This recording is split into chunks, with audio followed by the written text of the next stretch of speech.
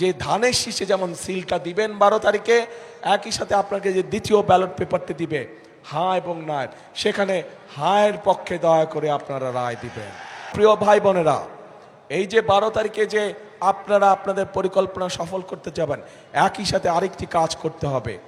এই যেই অধিকার ফিরানোর জন্য আবু সাইদ নিজের জীবনকে উৎসর্গ করেছে, চট্টগ্রামে ওয়াসিম নিজের জীবনকে উৎসর্গ করেছে, এরকম হাজারো মানুষ যারা নিজের জীবনকে উৎসর্গ করেছে, তাদের মানুষের ভোটের অধিকার, কথা বলার অধিকার, অর্থনৈতিক অধিকার প্রতিষ্ঠার মাধ্যমে যেমন তাদের এই জীবন উৎসর্গকে আমরা মূল্যায়ন করতে পারবো, একইভাবে তাদের জীবন উৎসর্গকে মূল্যায়ন করতে হলে আমরা যে জুলাই সনদে স্বাক্ষর করেছি, সেই জুলাই সনদকেও আমাদের সম্মান করতে হবে।